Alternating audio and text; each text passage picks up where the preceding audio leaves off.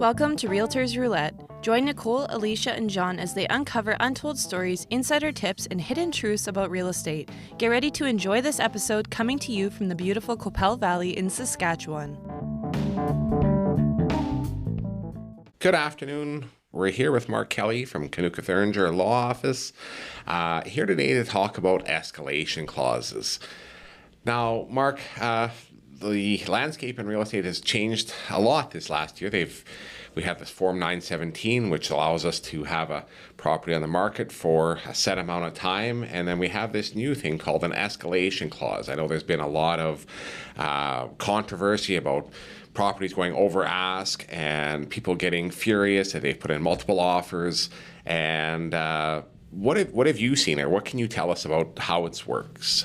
Yeah, so an escalation clause, as I've started to see, and it has been locally more of a trend probably in the last couple of months is when I've started to notice it, is just that option where if a property comes in, if an offer comes in that exceeds your offer, you have the ability to increase the price in your offer up to kind of a threshold price. And usually there's some language in there about, how much each increase is going to be. The idea being that there could be multiple offers with escalation clauses found within them, and then to kind of watch as they, or contractually watch as they kind of bounce off of each other, I guess, to whatever that maximum price would be under the deal. I haven't run into a lot of conflicts with them. I haven't seen a lot of unique drafting with them. I think they tend to be pretty consistent. Usually it's one of those things in the industry where kind of one brokerage starts with, or maybe there's some SRE guidance on this that I don't know about, but there's kind of one form of that offer that exists, and people kind of like crib note and take from it and modify it slightly to meet their circumstances. And so it seems to be working within the industry. I haven't had a lot of opportunity to comment on it.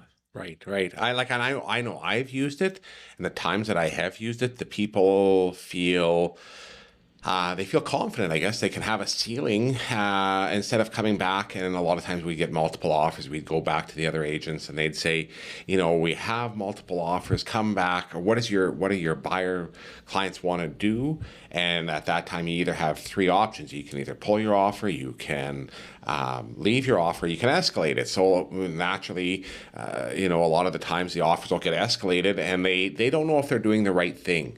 The timelines are very short, and I can see, like, from the buyer standpoint, this kind of gives them a little bit of time to think about it, because if they looked on the property on day one or day two of it being on the market and they wrote an offer, they can confidently say, I'm okay with either asking price or $5,000 over or $10,000 over, but then that's it. Like, there's no more heat of the moment, up and let's get going. So I know myself personally, I like them, and it's not back and forth on the phone, but yeah. I think there's a couple of things that come to mind to me when I first started seeing them, and that one would be, how can they be used improperly? So that's just kind of a concern that I haven't seen any evidence of, but it's something that I think about. So, the example being of, if you're the listing side and you get one of these that cross your desk, and maybe you have some different ethical basis upon how to proceed. If you have a pocket buyer that might help boost the sale price up or something like that. Again, there's regulation in the industry for those. 100%, yeah. But there's always a concern that something like that could happen. I think more practically, what I'd be worried about is like how these jumps in price are going to then start impacting things like financing, right? If you're having some people who are very leveraged in terms of what that number is, if we're seeing big boosts over what asking is, that's usually representative of the fact that it's a big boost over what market expectations would be. Right, 100%. And then are they going to be able to get financing at that increased level? And that happens in any hot market. But and I think that was prevalent last year as well. Like, when we didn't have an escalation clause, people were shooting out a figure, I think, at whatever. So, but now, like what you said back in your first statement there is trigger points. So I can go $3,000 or $5,000 over the last offer. up to a maximum cap. So realistically, there shouldn't be huge, ginormous gaps, because the offer that gets accepted is only X amount of dollars over the offer that was, either the clause ran out or they hit their max or whatever. Yeah. And I know that not, and the escalation clause isn't the only determining factor. There's issues like deposit and what they have down for cash and the terms and there's 10 other things. But yeah, I just well, especially on that point, right? Like if all of a sudden you really thought that like a proper listing price for the property was $400,000 and you've escalated it up to $500,000, which I mean I don't think you've seen it to that extent at this point yet, or I haven't seen it to that extent. Right. At that point, the deposit size and the financing becomes a lot more relevant, because 100%, at that point you're then questioning whether or not someone else has, the basis to actually close the deal, because that financing condition would probably be a lot harder at that point than it would have been with the property previously valued at. For sure.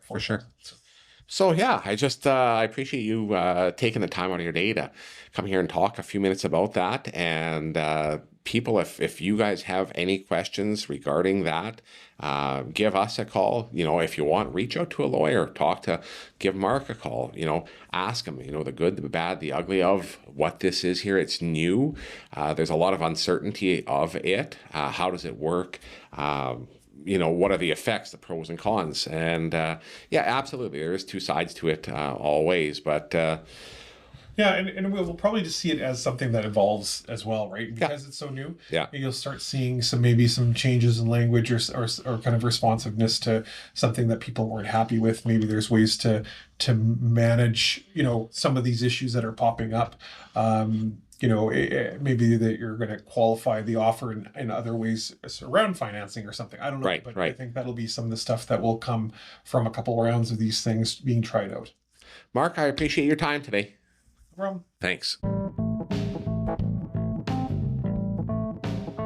Thank you for tuning in to Authentic Realty's podcast. Follow, review, and share this episode to spread the knowledge. To connect with your favorite local realtors, call 306-695-HOME.